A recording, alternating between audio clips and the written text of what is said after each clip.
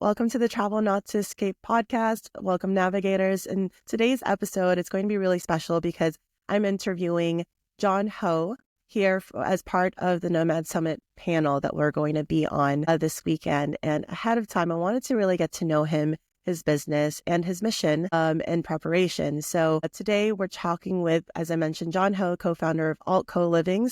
He's a community builder based in Thailand with a strong mission to facilitate meaningful relationships in the spaces that he's creating. Welcome, John. Hi, thank you. And I'm so excited to chat with you today and also this weekend and really get to know you and your mission, and also the spark of what brought you into creating these spaces here in Thailand. I was taking a look at your background, and it seems like you've really dabbled in a lot of things. You have a background in cognitive science. I actually also have a background in cognitive science. I know you went to UCLA. I'm a UCSD person, so we're both California based. Nice. And then after that, it sounds like you did over a decade in hospitality. And so you were already kind of in that industry before you co-founded Alt Chiang Mai, now really creating a space for digital nomads to build community. And so I want to understand, in that pathway, did you always know that you were going to start your own business, or what was that spark that made you decide, like, yes, this is going to be the route that I'm going to go down? It was a long process because growing up in Hong Kong, it's a rather conventional society, especially in my generation. My parents, like all parents, ask, their kids to study hard, graduate from a good university, find a good job, climb the corporate ladder, yada, yada. And after I was working for a company, after I was an employee for more than 10 years, then I realized this is really not something I want to do for the rest of my life. So I want to say it took me a long time to really figure out, that I need to be out of the system and try something very, very different. So by the time I actually started to become more entrepreneurial, that was when I turned 30, or in my early 30s, I want to say. Yeah. Got it. And I know that the first 2 years of entrepreneurship, those early years are really hard, and you're just getting your footing, because the shift from corporate world to entrepreneurship, it's like you think you know, but once you're actually in it, it takes you for a wild ride. So I know that entrepreneurship is often glamorized, and not a lot of people really talk about those early years where you might be bootstrapping it or doing a lot of. And so can you bring me back into what that first couple years looked like for you? And was that directly in Alt Chiang Mai or Altco Living, or was it a different type of business? It was another 9 years of trying and failing until I actually started building the space, because there were also different phases in my life. But my first venture was actually network marketing. So after I quit my job, I decided to do network marketing sales. I'm still distributing the products, but back then I was really trying to learn how to transform myself, because like you said, the first couple of years were the hardest. The mindset change is one thing, but realizing how little I know about business was like the biggest reality shock, because, I studied in a good school. I worked for 9 years. I was like a manager grade, and coming out from that, I thought, okay, I know my stuff. I should be, I should be better than most people who's trying this out. And turns out that's actually even harder, because like my friend, who's also a mentor, told me, like, it's the empty glass, full glass situation. If you always have this, your glass is full mindset, you can't really take in any more new information or see things in a different perspective. So I struggled a lot, to a point that I was in financial problems. I was questioning everything that I knew before, whether, it was actually useful or not, or the way I even manage things or deal with things, like even just to be disciplined, because when you have a job, you have a working schedule. Whereas when you're working for yourself, you can have this freedom of waking up anytime you want, setting up meetings however you want to. And if you want to take a holiday, you want to take a break, nobody's there to stop you, right? There's no boundaries. And that actually becomes a problem because if, discipline is not a thing that I have to relearn those skills, just trying to be disciplined, trying to be organized with my life. And it was a very steep learning curve. Do you feel Yeah. like you have a better handle on that now, or is that something that's you still actively work towards creating that balance and discipline? If you know me now or 10 years ago, I'm a completely different person. Really? Yeah, like a workaholic, never stop thinking, talking about work. I think I jumped from one extreme to another to say that I don't enjoy playing as well. But I think nowadays it's more being mindful that I need to take breaks. I need to spend time with my family. I need to have playtime. That's more of my problem now. So it's been a long time, right? Since inception, this is year 14 of my entrepreneurial life.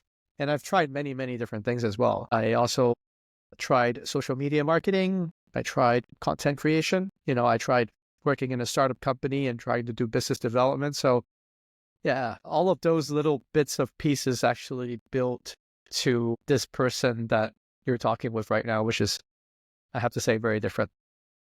And I think that that's the beauty of it. Like, as I mentioned, not a lot of people talk about successes in the way that, it's really 10 plus years on that you start to see the fruits of your labor. So through all those different things that you tried, failed, pivoted, restructured, what would you say would be the best learning lessons that kept you going even in those tough moments? I think reading a lot of books that it's all in the mindset, right? Being an entrepreneur, like you said, there is going to be this whole journey of failing and learning from your mistakes, trying again and then failing. And essentially, it's kind of like a mental toughness that you develop over time. Sometimes a lot of times people react to failures differently. And I want to say there's a book that I read. It's called Grit. I forgot the name of the author. That was a really interesting book to just understand, like, how do successful people have these same traits. And maybe because the author is also a psychologist and, being a cognitive science, that's also part of the curriculum you need to study. I relate to it more. I don't tend to go to any person and say this is a big inspiration, but it's just as you're grinding through the process, realizing, yeah, I remember reading this book, watching this movie, watching that podcast or that YouTube video, or talking to this mentorship, these things, I slowly understand what they mean. Because you hear it for the first time, you think, oh yeah, I get it. Like, becoming an entrepreneur means you have to fail a lot of times. Sure. You don't really get it until you fail and you feel miserable. And then you try to digest the information. It's, oh, this is what it feels like to fail.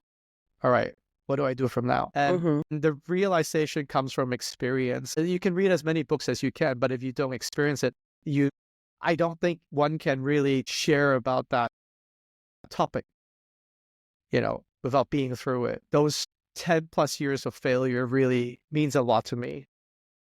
Yeah. And how do you pick yourself back up after each fall? I think that's the thing that people might get to the first set of failures and just say, you know what, let me just go back into corporate. You know what, maybe this business was doomed to fail from the start. You talk about the books, but what did you personally internalize that kept you moving on that momentum even when you were at your lowest point? I wouldn't say the failures are essentially the lowest points of my entrepreneurial life. It was just more being stuck and not seeing any progress and realizing that, okay, if this is going nowhere, then it's time to pivot, right? And it's also beneficial to have a partner, my wife, that's very supportive in the process, to also sometimes act as kind of like a reminder, like, hey, you've been trying this for a couple of years now. You're not making any more money. Yeah. You got bills to pay, Yeah, gets you back into reality. Yeah, sometimes doing a little bit of reality check is also important. So I think having honest friends or people around you to give you that reality check, and just internalizing everything that's happening and trying to realize, okay, is this going to work or is this not going to work? And if not, then how should one pivot, right? There's a lot of thinking on the way, I want to say. Yeah, and you bring up a good point in regards to a support system. I think that is a really crucial part because you're off on your own island a lot of the times in your head trying to mine these ideas and processes and execute them. And it feels like a lot of pressure when you're the only one doing it. And so throughout your entrepreneurial journey, did you also always have a support system through your partner or perhaps a network that you created? What made up that support system and when did you realize that you needed that? I don't think it was very intentional about building the system. I think it's just more surrounding myself with people that are like me. So the moment I decided that, okay, this is going to be the path that I'm walking, sometimes you just want to talk to people who's just, with you along the same path. So if it's more interactive, I recommend people joining these chamber of commerces or business clubs or business associations that really have people doing different businesses, not necessarily the same kind, but they do help to, lend you a listening ear, share you their experiences, support you when you need. And it's really important to have those friendships as well, because, I look back and a lot of my schoolmates are still working and they're happy. I'm not saying they're not happy, but it's hard to explain to them the challenges that I'm going through when they're just working in a job. And it's a very different lifestyle, right? Yeah, it's definitely very different doing the entrepreneurial route, and surrounding yourself with other entrepreneurs is not only motivating, but also it helps during those moments where you feel a little lost. And it's nice to know that you're not the only person going through it. Yeah, or there's people who felt way worse than you do. And you're like, oh, okay. We're not that bad. My situation ain't that bad. Yeah, exactly. It gives you perspective, I think that's much needed, and then takes the pressure off a little bit. In terms of mental health support, do you lean on any professional mental health support or groups to keep you going? No, not really. I think growing up, I am pretty okay to just talk to myself and, do prep talks or just get back on my feet, I suppose. I have these habits that I would go through if I really struggle, Usually my body just shuts down and I want to go to sleep. So I let myself sleep a lot. And once I have the physical energy, I just say, okay, it's time to get back on my feet and do this all over again. Yeah. Or maybe watching movies if that might act as an encouragement piece. And you're like, get to it, Yeah. So yeah, it's just a lot of figuring out myself in that case. Yeah, a lot of self-belief that goes into it. You've mentioned play a couple of times, and play is actually one of my favorite subjects to talk about, especially when it relates to entrepreneurship. So I've coined the term playfulpreneurship because a lot of the times we think it's work or play. And really, you have to build your house, like your physical self, on two pillars of work and play. Because if you're only on one pillar, if any external factors were to come in, whether that be with family or just anything unexpected, like even the wildfires happening in California right now, right? And if that were to happen, if you were only on one pillar, it makes your foundation very wobbly. Play really is an essential part of your life, both in and outside of work. So I want to understand how you've incorporated play and maybe gamification into your work. So in terms of the work, like how do you use play to maybe tackle some challenges? And then outside of work, how do you use play to really get out of your work state and into that creative, maybe family-based state? I think towards the later part of my journey, I decided that whatever I want to work at, it has to be fun. Yes. So I don't dislike the things that I do on a day-to-day basis. I mean, obviously, even running a business, as much fun I can make, there's still going to be, going through the accounting books or, like having very boring administrative process. But I think fundamentally, because my work is quite fun, and I enjoy doing it a lot, I don't have that problem. Now, to just have enough personal time so that I don't think about work, that's something that I'm not good at yet, right? So yeah, that's still a learning for me in a way how, when I'm at home, when I'm with my family, when I'm with my wife, how do I switch off my brain, not respond to messages and be more present at that space, right? I think that's my personal challenge right now. I'll admit that. And so it's funny to see how, I went from one extreme to another, not Yeah. finding order and discipline to now being too Fully serious about disciplined. work. Yeah, I know. And almost forgot that, oh yeah, I need a little bit of playtime, or I need a little bit of personal time with me and my loved ones as well. So it's an interesting experience. Yeah. If I could offer one thing, actually, I'm curious to ask.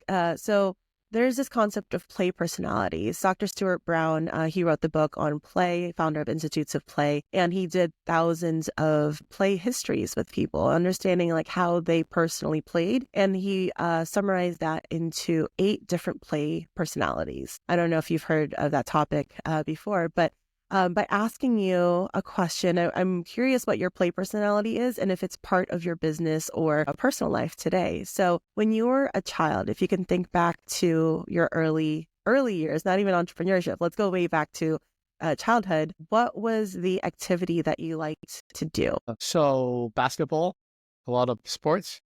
I liked camping a lot. I'm camping still.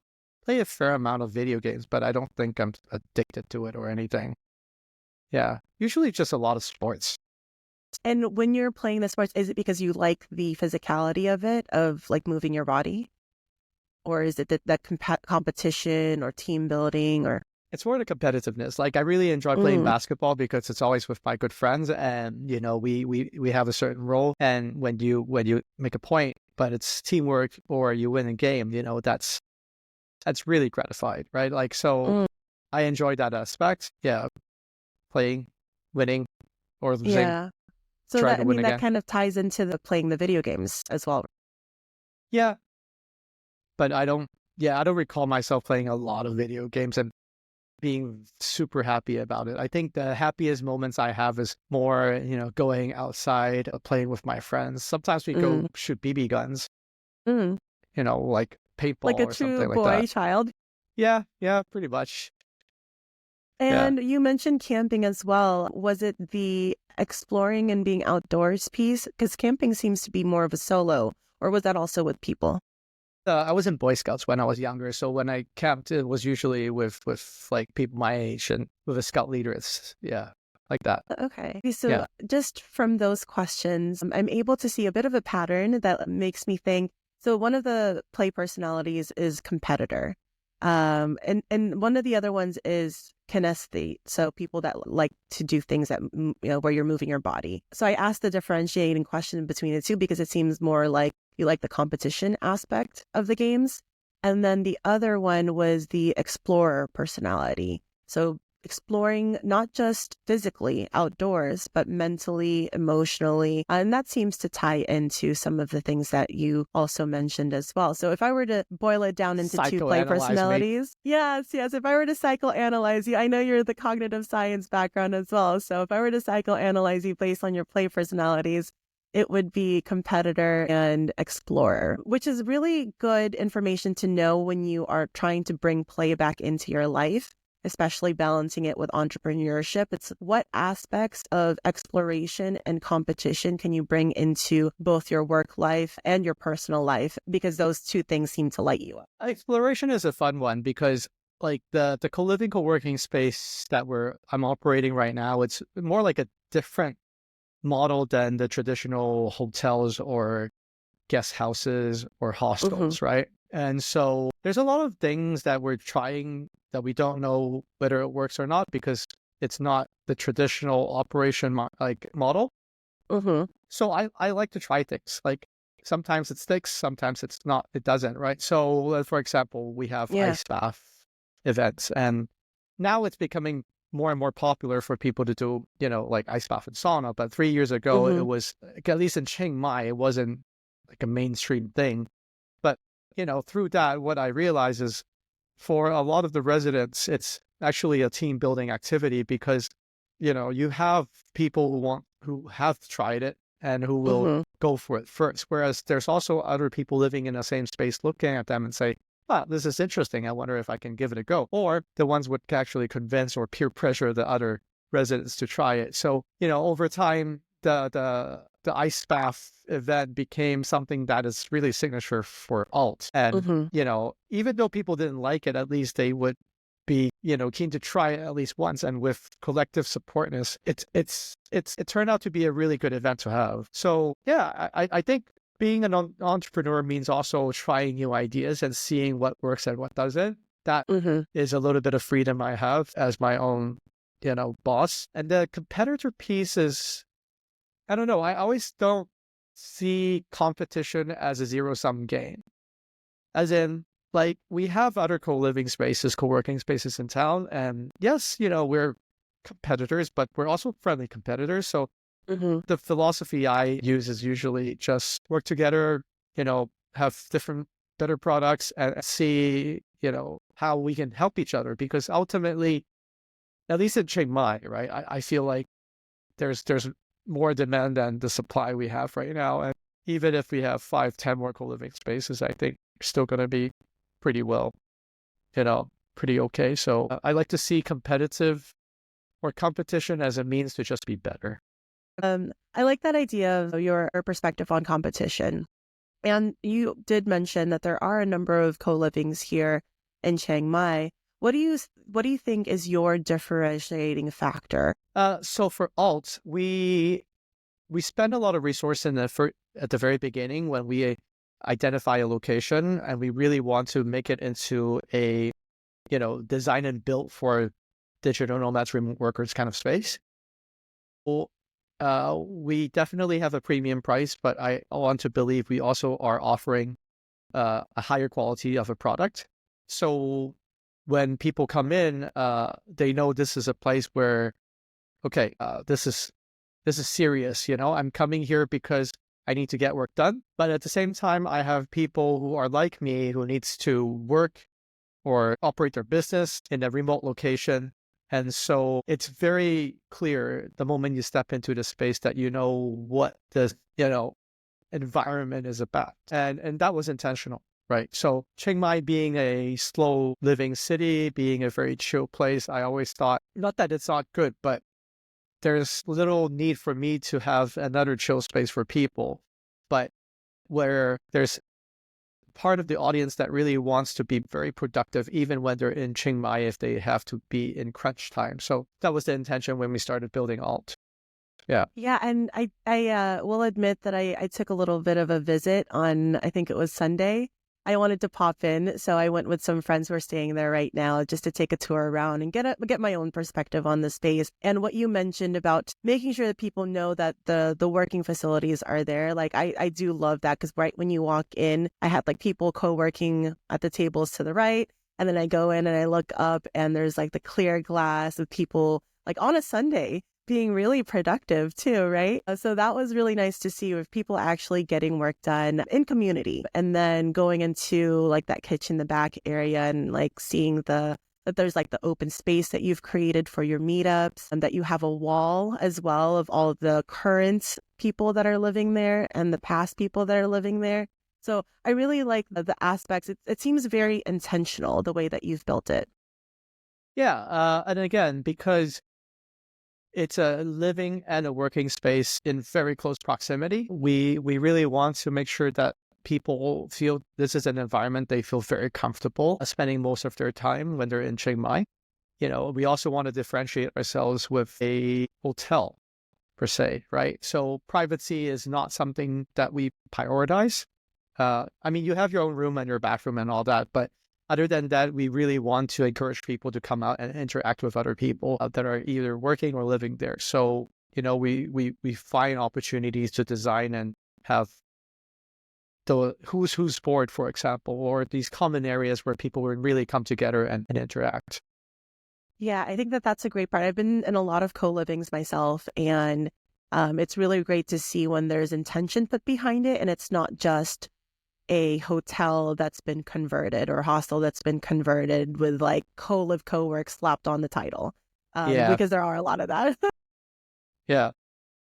So I know that in 2024, and this might be different because the nomading scene is a whole different group and economy tied with it. For example, 2020 with COVID and slowing down travels, and then 2024 with a lot of tech layoffs and a bit of an economic downturn, as well as advancements in AI. So there's a lot of shifts happening right now that affect a lot of businesses. And so I'm wondering what the effects are for your business, and if that means it's a slower period or it's actually increased the amount of people coming in.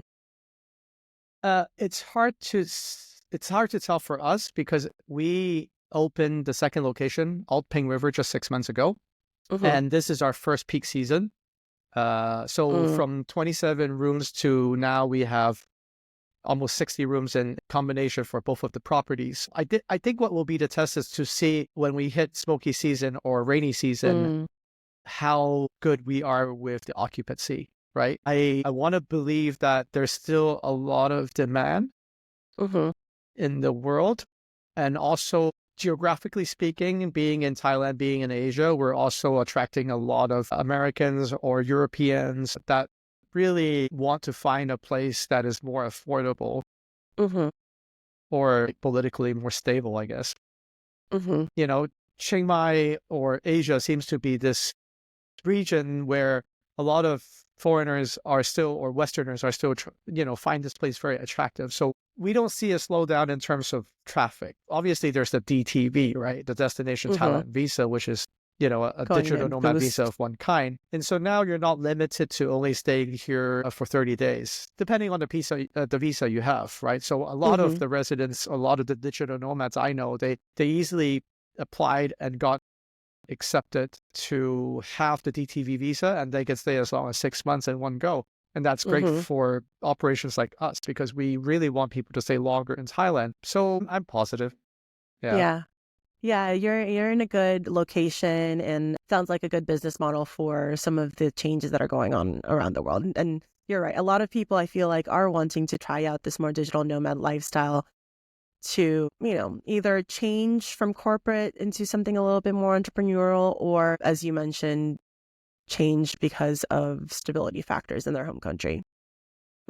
But in terms of slow periods in general in business, have you experienced them in the past, and how do you navigate those periods that are a bit more slow, or where you're not quite sure if the finances will come in the next month? The good thing of having a very conservative, like financially conservative CFO / my wife is that she's, very mindful of spending and also having reserves.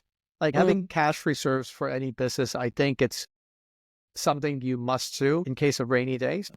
So far, we've been very blessed. We don't have months that we're really, really struggling and we can't see the light at the end of the tunnel, that kind of situation. Because we technically just opened towards the end or at the very beginning when the countries are opening up after COVID. But I guess, like all businesses, right? There's a lot of things changing with technology, with geopolitics, with competitors and all that. Just to be one step ahead of the game is usually my tactic of being a better competitor. So always thinking of the next trend, finding a different way to market to a new type of audience. For example, we're rolling out a new service that hopefully will be launched in April. So now we have 2 locations, but what we want to do is we want to see if we can bring a group of people to another country, even before we have our own location, right? So we call these pop-up co-livings.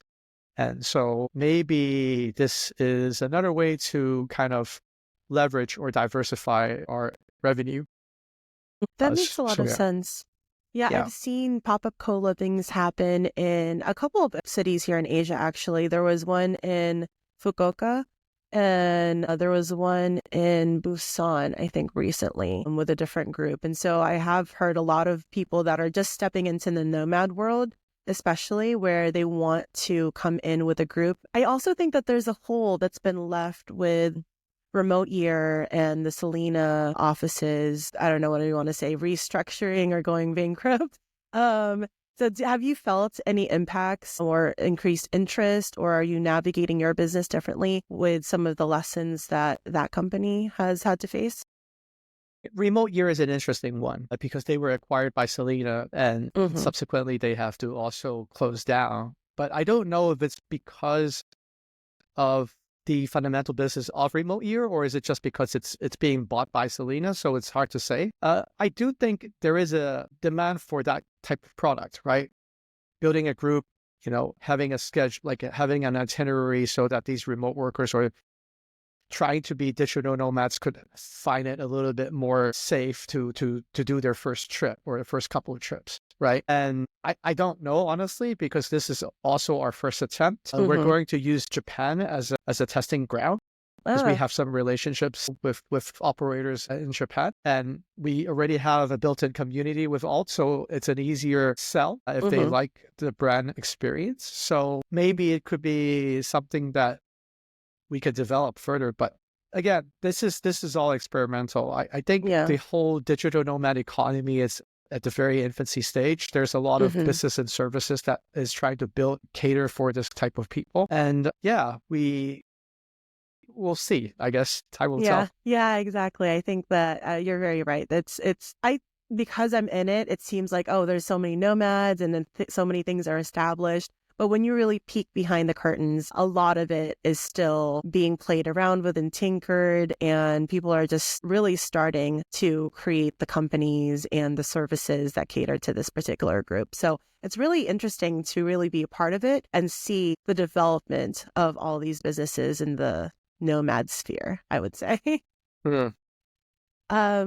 In your particular business, so I know that you mentioned there were a lot of pivots that you had to make, and as you're doing the changes, even as you're adapting your product, there's a lot of crossroads that you have to face, decisions and shifting directions. And so when you come up to one of these particular crossroads, like how do you navigate it? Do you do this on your own? Do you do it with a team? Like, what's your system for making these decisions? Does a lot of it fall on you? So this is where the community first approach helps. I mean, I started applying this philosophy since the very beginning when we wanted to design the space and not knowing what is the right way because I'm not an expert. This is my first time building a co-working, co-living space as well. So my approach is usually just ask a lot of people. Ask your users, ask your friends who knows nothing about the business, ask, my mentors, ask my team, and just collect as many feedback as possible and try to make the best decision based on the data points, right? But that's been very helpful for me because it really helps me to see the perspectives that I am not able to see. So collective wisdom is something that has been very helpful for me to navigate these business decisions when I have to make one. That makes a lot of sense. And you have built up a community that is vocal, which is great because then you can ask them really for their opinions. At what point how long did it take you to build up a strong community around Altco Living? Was it something that naturally came in, or was there a lot of, I know that you also have a background in social media. So were you doing a lot of work in social media to really get the brand name out there? What were the avenues that you used to market? So even before we opened the space, I was actively engaging with people interested in co-living, co-working spaces in social media, Facebook groups, mainly Facebook groups or maybe local WhatsApp groups, right? But because I'm in Chiang Mai, the benefit is there's already a lot of digital nomads that I hang out with. So they're a really good source of help when I need to do something, and naturally they're just very interested to be part of because they could be the users, the customers. Building the community became really, really fun once we open up and you have a few rotations of residents and co-working members who have used the space and who have experienced the space, right? And it's quite organic because I like to keep it open when it comes to how or what the community should do. So for us, we always see ourselves as a facilitator, meaning, Alt itself is just a container. And the brand name, it's also that function key on your keyboard. I don't know if you remember when, pre-Mac Yeah, I was like, keyboard I don't have days. one on my Mac. Yeah, not now, but the Alt key is an interesting key because it's a function key where if you press it by itself, there's no output, right? And so what creates an output in the keyboard is that you have to press the other keys together with the Alt key. So that's what we've also been deploying as a philosophy, meaning as a space holder, as a space provider, right? The community is being shaped based on who is coming in and what they want to do in the space. So it's always ever changing. And people like that freedom. It's not predefined. It's not so rigid that everyone has to do the same thing when they're here. People start using the Alt fam, or they just tagged each other, because nomads would just go to a different place, but then they would meet up in a different country. But if they used to live it all together, then they might be, doing things together afterwards even. It's pretty fun to see how it all evolves. It evolves, yeah. Everyone's like Alt Alumni. Yeah, we have a WhatsApp group for that too. I was going to ask, what are your virtual groups? So once everyone does leave the co-live, maybe they transition out of Chiang Mai. Is there a community virtually that you've also fostered? Yeah, so now we have shifted the platform from using Signal. I don't know why I decided it in the first place, but now it's in WhatsApp. But the WhatsApp community function is quite nice because now you have different categories of people that can choose to be in the group if they still want to be in touch with people, right? We're also going to roll out a newsletter. There's different ways for people to connect. They don't necessarily need to go through our platforms, obviously, because a lot of times they just make friendships themselves and they hang out with each other afterwards. But this is what nomads are interested in, because say take Nomad Summit for example. So this coming weekend, I'm going to be seeing a lot of people that I met in Bansko Nomad Fest and Co-Live Fukuoka. So it's all like a big reunion because there's all these nomad festivals all around the world, and a lot of them would just overlap or take that opportunity to come back to the same place or meet up again together. And I think that's beautiful.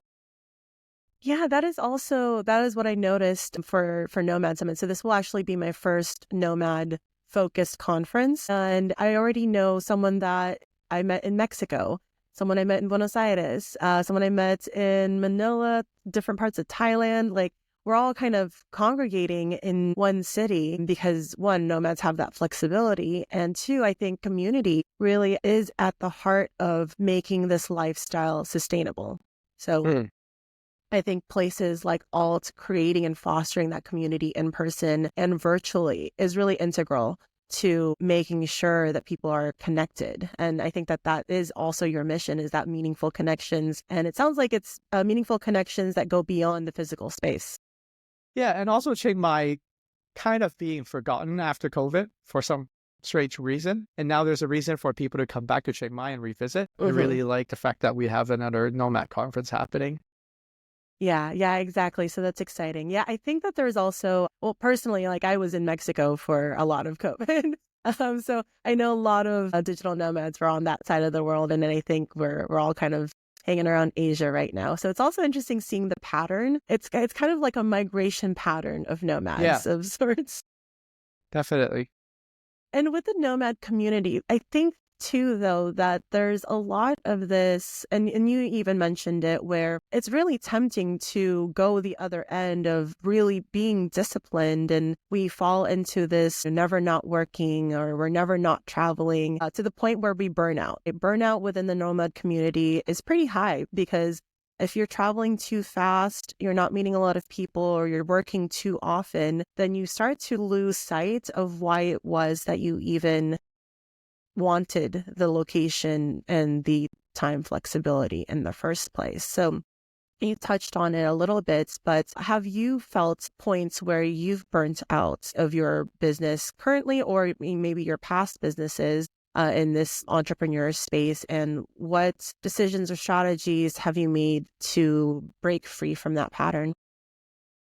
Yeah, actually, the only time I felt that I was on the verge of a burnout was very recently, end of last year, when I was just finishing producing this pop-up village in Chiang Mai. It's a very interesting experience because that that was literally the first time I'm like, wow, my body and my brain is flaring up.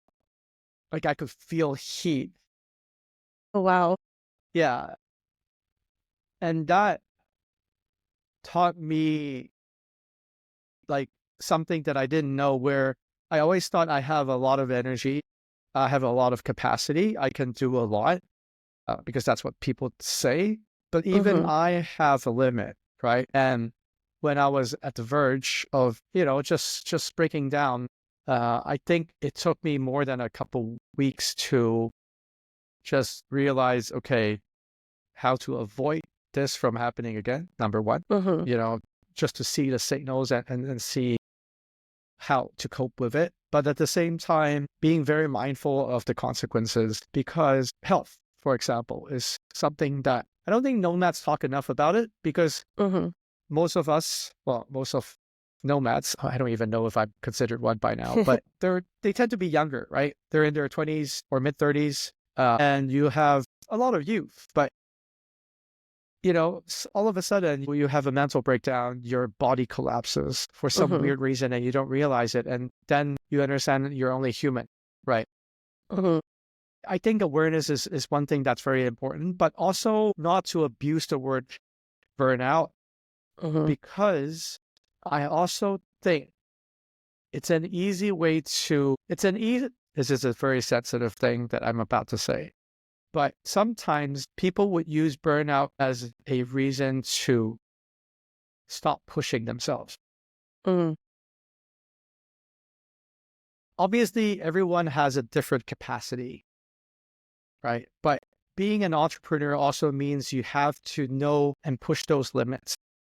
If the boundaries are not tested, then you don't get those breakthroughs.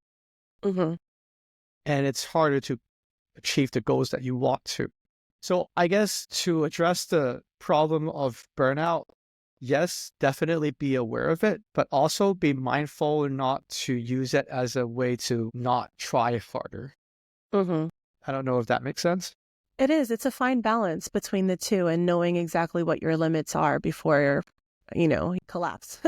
And I wonder, so now navigating through some of those periods, what are some of your hard boundaries that, like, as soon as you know that those are getting crossed, you are on your way towards potentially burning out and you have to pull back a bit? The body has a way to tell myself, like, hey, this is like when I was burning out, I could wake up 5 o'clock in the morning thinking about work the moment I jump off the bed without an alarm.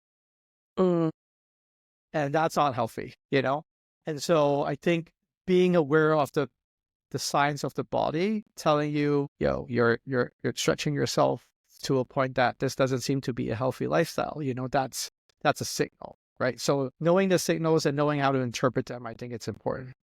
Also the consequences, right? So what is affecting during this period when I'm overworking? Because I don't even know how to define that point of burning out, right? But you definitely are sacrificing a lot of other stuff. For example, in my case, it's my family. And if I'm working so hard that I don't have time, it doesn't matter I have burnout or not. I'm suffering the consequences that I don't want to have, which is to not have a family, right? That's a bad consequence. That's a bad outcome. So yeah, the act of balancing is actually hard, and I don't know how applicable this is for other people out there. But yeah, just to be sensitive about it, or talk to people, or listen to your body. I think that's important. Yeah, it's like listening to your body, listening to your community, it sounds like, as well, and knowing if you're allocating your time in the best way. Because as you mentioned, if you burn out and you have to go to the hospital, that's weeks potentially where you have to recover, or you get a cold because your immune system's low because you haven't been sleeping, then that's time that your mind is not clear to make the decisions that you need to make. So it's really important to be able to know these signs within yourself. And again, it's different for everyone, but knowing what your break point is so that you don't suffer the consequences later that could be more detrimental. That's really great. Thank you so much for sharing all of your wisdom. This has been really, I think, eye-opening to get a perspective on your business and also the route that you took to get here. I have one last question for you, and this is from one of my inspiration points, Lewis House. I love the School of Greatness. But he always asks this question at the end. And basically, if you were to remove everything that you've ever created, all of your whole body of work has disappeared overnight. It's gone. You have nothing left to continue on except for one core truth, one piece of wisdom that will live on beyond you, that you can pass down to your children, you can pass down to the community, other people that have known you, and people to know you in the future through this one core piece of wisdom. What would that be? Well, a lot of pressure. Wisdom. Yeah. A lot of people, and I guess I'm speaking to most who wants to go towards this entrepreneurial journey. And the biggest block could be fear, right? Fear of losing, right? And this is what I tell myself. What is there to lose? And the bottom line becomes something that is interesting because a lot of people get calculated when they don't want to try things. Oh, like this could happen to me, that could happen to me, I could lose that, I could lose that. Other than your health, everything you can get back, right? Whenever there's an opportunity to try something and you're afraid of losing, I just ask myself this question, like, am I going to die in the process of trying this? Mm-hmm. If not, then let's just give it a go. I love that. If it doesn't kill you, just do it. Yeah, right? Like, spoken like a true entrepreneur. What is the possibility of death, you know? Always have that in the back of your mind in any decision. Let's try it. Yeah. Amazing. That is a beautiful core piece of truth. Thank you so much for being on the podcast today, and I look forward to interviewing you in person. All right. Thank you very much, Geleen. Thank you.